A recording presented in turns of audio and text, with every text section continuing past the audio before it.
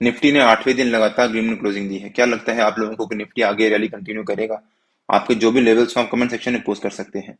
इस वीडियो में हम देखेंगे कि निफ्टी के आगे की मूवमेंट कैसी रह सकती है और उसके बाद देखेंगे कि निफ्टी के कल के लेवल्स क्या रह सकते हैं। तो वीडियो बिना स्किप करे एंड तक जरूर देखिएगा और अगर आपको डायरेक्टली कल के लेवल्स पे जंप करना है तो आप इस टाइम स्टैम्प पे जाकर देख सकते हैं।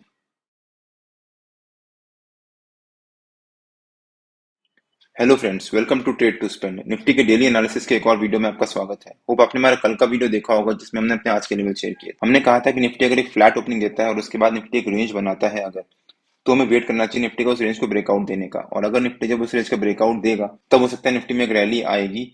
अगर निफ्टी ब्रेकआउट देता है तो ऊपर की तरफ, ब्रेकडाउन देता है तो नीचे की तरफ। अगर आपने वो वीडियो नहीं देखा है तो उसका लिंक मैंने डिस्क्रिप्शन में डाल दिया है और आपको ऊपर यहाँ पर आई बटन में मिल जाएगा। वो वीडियो जाकर जरूर देखिएगा। मैंने उसमें क्लियरली एक्सप्लेन किया है कि निफ्टी की मूवमेंट कैसी रह सकती है और निफ्टी ने ऑलमोस्ट वैसे ही मूवमेंट दिया हमें। बट एक्सपेक्टेड था कि निफ्टी ये हो सकता है शार्प मूव आएगा, बट निफ्टी में ऐसा शार्प मूव आया नहीं। जैसा हमने कहा था, निफ्टी ने एक ऑलमोस्ट एक फ्लैट ओपनिंग दी और उसके बाद निफ्टी ने वहां पर एक छोटी सी रेंज बनाई, आधा घंटा, 1 घंटा के करीब।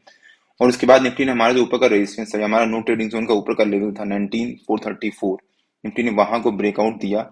लेकिन निफ्टी ने उसके बाद एक छोटी सी रेंज बनाना शुरू कर दिया और ऑलमोस्ट पूरा दिन निफ्टी ने उसी रेंज के बीच में ट्रेड करता रहा, 19473 और 19434। हमने अपने व्हाट्सएप में, ब्रॉडकास्ट और टेलीग्राम में अपडेट भी किया था कि अगर निफ्टी इस रेंज को ब्रेकआउट देता है, जिस डायरेक्शन में भी ऊपर की तरफ ब्रेकआउट देता है या नीचे की तरफ ब्रेकडाउन देता है अगर, तो निफ्टी में एक शार्प मूवमेंट आ सकती है। निफ्टी ने जब ब्रेकआउट दिया ऊपर की तरफ, वो दिया करीब 2:30 बजे के आसपास, बट ब्रेकआउट देने के बाद भी निफ्टी ने वहां पर एक छोटी सी रेंज बनाना शुरू कर दिया। हमें एक्सपेक्टेड था कि निफ्टी में हो सकता है एक शार्प मूवमेंट आए और निफ्टी एक अच्छी रैली दिखाए, बट निफ्टी ने एक ब्रेकआउट दिया फिर वहां पर, लेकिन एक छोटी सी रेंज में ही घूमता रहा। बैंक निफ्टी ने भी कुछ ऐसा ही ट्रेड किया। बैंक निफ्टी ने भी हमारी नो ट्रेडिंग जोन के बीच में ओपनिंग दी और उसके बाद बैंक निफ्टी एक छोटी सी रेंज बनाकर दिन भर हमारा नो ट्रेडिंग जोन के बीच में ट्रेड करता रहा। और बैंक निफ्टी निफ्टी दोनों की मूवमेंट ऊपर की तरफ या नीचे की तरफ इतनी स्लो थी कि ऑप्शंस के प्रीमियम में ज्यादा कुछ इंक्रीमेंट नहीं हुआ और धीरे धीरे करके टाइम डिके की वजह से वो सारे डिके हो गए। अगर बैंक निफ्टी और निफ्टी में एक शार्प मूवमेंट आती या फिर एक स्ट्रॉन्ग कैंडल कुछ बनती, जिस तरफ भी बैंक निफ्टी या निफ्टी ब्रेकआउट देता उस डायरेक्शन में एक अच्छी मूवमेंट आती, तो हमें बहुत फायदा होता, बट ऐसा हुआ नहीं। बैंक निफ्टी ने भी हमारे नो ट्रेडिंग जोन के बीच में ट्रेड करता रहा और निफ्टी भी ऑलमोस्ट नो ट्रेडिंग जोन का जो ऊपर का लेवल था उसी की रेंज के आसपास ट्रेड करता रहा। नो ट्रेडिंग जोन में डेली बेसिस पे अपने यूट्यूब चैनल में अपडेट करता हूं, तो अगर आपने मेरा यूट्यूब चैनल सब्सक्राइब नहीं किया है तो सब्सक्राइब कर लीजिएगा और बेल आइकन जरूर हिट कर लीजिएगा, सो दैट जब भी मैं अपना अगला नो ट्रेडिंग जोन या निफ्टी से रिलेटेड कोई भी वीडियो अपलोड करूँ तो आपको नोटिफिकेशन आ जाए। निफ्टी का अगर हम डेली चार्ट देखें एक बार, तो निफ्टी ने डेली चार्ट में करीब 8वें दिन लगातार, आज यहाँ पर 1 2 3 4 5 6 7 8, 8वें दिन लगातार निफ्टी ने ग्रीन में क्लोजिंग दी है। ये दोनों कैंडल्स रेड हैं, बट अगर हम ध्यान से देखें तो ये दोनों कैंडल रेड हैं बिकॉज जहां ओपन हुई थी वहां से नीचे क्लोज हुई है, लेकिन जो पिछले दिन की क्लोजिंग थी उससे ऊपर क्लोजिंग हुई है। जैसे यहाँ पर जो पिछले दिन की क्लोजिंग थी वो थी 19322 और इस कैंडल की जो क्लोजिंग थी 19389, और जो ये कैंडल थी कल की, परसों की कैंडल, वो थी 19398। तो ऑलमोस्ट 11 पॉइंट ऊपर जाकर क्लोजिंग हुई थी परसों की कैंडल। तो निफ्टी 8 दिन से लगातार अप ट्रेंड की जर्नी कर रहा है और निफ्टी ने यहाँ पर एक रेंज बनाई थी 3 दिन के लिए और उसके बाद आज उस रेंज को ब्रेकआउट दिया है, तो निफ्टी के लिए पॉजिटिव हो जाता है। तो हो सकता है निफ्टी अब ऊपर की तरफ नई रैली स्टार्ट करे और हमारा जो जुलाई का टारगेट है, हमने अपने वीडियोस में कवर भी किया है कि जुलाई का टारगेट क्या हो सकता है। अगर आपने हमारा वो वीडियो नहीं देखा है तो वीडियो जरूर देख लीजिएगा, उसका लिंक मैंने डिस्क्रिप्शन में डाल दिया है और आपको ऊपर यहाँ पर आई बटन में मिल जाएगा। उसमें हमने क्लियरली एक्सप्लेन किया है कि निफ्टी के जून के टारगेट क्या रह सकते हैं। हमने कहा था कि निफ्टी जून में 19,000 अचीव करेगा, निफ्टी ने 19,000 अचीव किया। हमने उसमें जुलाई के टारगेट भी शेयर किए हैं, तो आप एक बार जाकर जरूर देखिएगा। तो हो सकता है निफ्टी अब हमारे जुलाई के टारगेट्स भी अचीव करे, बिकॉज निफ्टी ने यहाँ पर जो रेंज बनाई थी छोटी सी, निफ्टी ने इस रेंज को ब्रेकआउट दिया है और स्ट्रांगली ब्रेकआउट दिया है। अब अगर निफ्टी की 15 मिनट के कैंडल वापस आ जाते हैं, निफ्टी ने आज दिन भर जो ये रेंज बनाई थी, निफ्टी ने फाइनली करीब 2:30 बजे के आसपास उस रेंज का ब्रेकआउट दिया और फाइनली फिर से निफ्टी ने जाकर एक रेंज बनाना शुरू कर दिया। तो निफ्टी के लिए अब ये रेंज काफी इंपॉर्टेंट हो जाती है और ये लेवल्स काफी इंपॉर्टेंट हो जाते हैं। अब देखते हैं कि निफ्टी के कल के लेवल्स क्या रह सकते हैं। मेरे ख्याल से निफ्टी का जो कल का रेजिस्टेंस रह सकता है वो रह सकता है आज का हाई या फिर 19515 के आसपास, और जो निफ्टी का सपोर्ट रह सकता है वो रह सकता है 19434 के आसपास, जो आज निफ्टी ने रेंज बनाई थी इस रेंज का लोअर पार्ट। तो हो सकता है निफ्टी कल इसी रेंज के बीच में ट्रेड करे, 19515 और 19434। और अगर निफ्टी मान लीजिए कल एक फ्लैट ओपनिंग देता है यहाँ पर और उसके बाद यहाँ पर एक रेंज बनाता है, रेंज बनाने के बाद अगर निफ्टी ऊपर की तरफ ब्रेकआउट देता है तो निफ्टी में ऊपर की तरफ एक शार्प मूवमेंट आ सकती है। हो सकता है निफ्टी 19600 या 19600 से ऊपर कल जाए।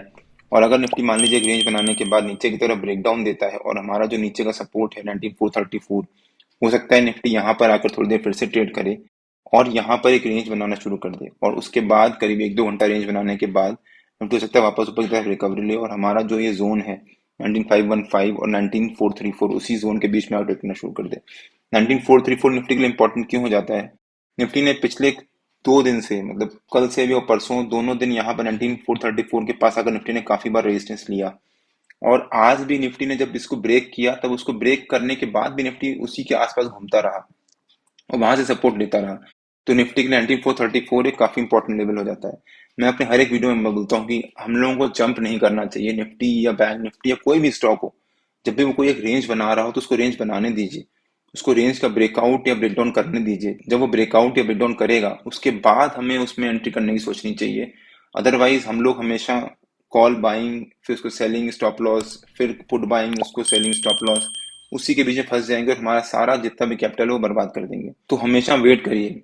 पेशेंस स्टॉक मार्केट में एक बहुत इंपॉर्टेंट चीज है। स्टॉक मार्केट में trading is not a difficult thing, but patience रखना और उस लेवल पे कंट्रोल रखना अपने आप में, वो सबसे डिफिकल्ट है। अगर आप अपने आप में कंट्रोल रखना सीख जाओगे तो आपको दिक्कत नहीं आएगी स्टॉक मार्केट में कभी भी प्रॉफिट करने में। और आपको लॉस होगा, कोई भी बंदा 100% एक्यूरेट नहीं हो सकता, आपको लॉस होगा, बट आप उस लॉस को रिकवर कर लोगे बड़ी आसानी से।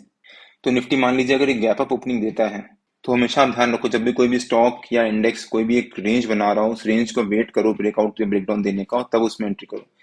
मैं भी ये फॉलो करता हूँ। मैं हमेशा अपने व्हाट्सएप में पॉडकास्ट में ये शेयर करता हूँ लेवल्स। जैसे मैंने आज भी लेवल शेयर किए थे डॉक्टर रेड्डी के। वो डॉक्टर रेड्डी ने एक बहुत अच्छा मूव दिया और वो एक रेंज का ब्रेकआउट के बेसिस पे ही दिया था। आप यहाँ पे चेक कर सकते हैं। निफ्टी के लेवल्स पे वापस आ जाते हैं। मान लीजिए निफ्टी ने यहाँ पर एक गैप अप ओपनिंग दी तो हमें वेट करना चाहिए निफ्टी का। यहाँ पर हो सकता है निफ्टी गैप अप ओपनिंग दे और यहाँ पर शुरू के 15-20 मिनट ट्रेड करने के बाद यहाँ पर निफ्टी सस्टेन करे और उसके बाद निफ्टी ऊपर की तरफ एक ग्रीन कैंडल बनाकर ऊपर की तरफ एक नई रैली स्टार्ट करे।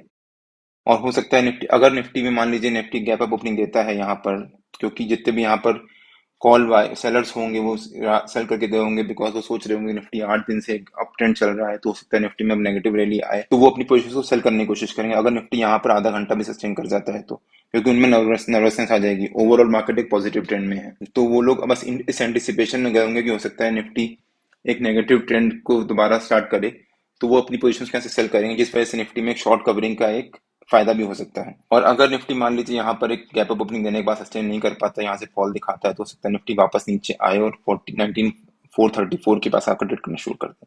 और अगर निफ्टी इसको ब्रेकडाउन देता है तो हो सकता है निफ्टी के नीचे के लेवल्स भी ओपन हो जाएंगे। निफ्टी का नीचे का पहला टारगेट हो सकता है 19400 के आसपास, सेकंड टारगेट हो सकता है 19362 के आसपास और थर्ड टारगेट हो सकता है 19300 के आसपास। और अगर निफ्टी मान लीजिए गैप डाउन ओपनिंग देता है और यहाँ पर थोड़ी देर ट्रेड करने के बाद अगर निफ्टी नीचे की तरफ ब्रेकडाउन दे देता है तो निफ्टी की नीचे की तरफ एक शार्प मूवमेंट भी आ सकती है, बिकॉज जो लोग देख रहे हैं कि पिछले 8 दिन से निफ्टी अप ट्रेंड में है और वो सोच रहे हैं कि निफ्टी आगे भी ऊपर की तरफ ही जाएगा, तो वो अपनी पोजीशंस को स्क्वायर ऑफ करने की कोशिश करेंगे, बिकॉज उन्होंने पुट सेल किया होगा। अगर वो पुट सेल करा होगा और वो अपनी पोजीशंस को कवर करने की कोशिश करेंगे तो निफ्टी में एक सेलिंग प्रेशर भी आ सकता है, जिस वजह से निफ्टी में एक डाउन ट्रेंड की जर्नी स्टार्ट हो सकती है। हो सकता है निफ्टी शॉर्ट टर्म के लिए नीचे जाए 19300 के आसपास और वहां से फिर सपोर्ट ले। 19300 हमारा इस वीक का रेजिस्टेंस भी था, तो अब वो हमारा इस वीक का सपोर्ट बन जाता है।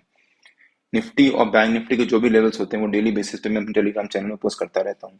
अगर आपने मेरा टेलीग्राम चैनल ज्वाइन नहीं किया है तो उसका लिंक मैंने डिस्क्रिप्शन में डाल दिया है और आप मेरे को टेलीग्राम में ट्रेड टू स्पेंड नाम से सर्च मार के ज्वाइन कर सकते हैं। अगर आपको वीडियो अच्छा लगा हो तो please like share and subscribe और बेल आइकन जरूर हिट कर लीजिएगा, सो दैट जब भी मैं अपना अगला वीडियो पोस्ट करूँ आपको नोटिफिकेशन आ जाए। Till than happy trading and जय हिंद।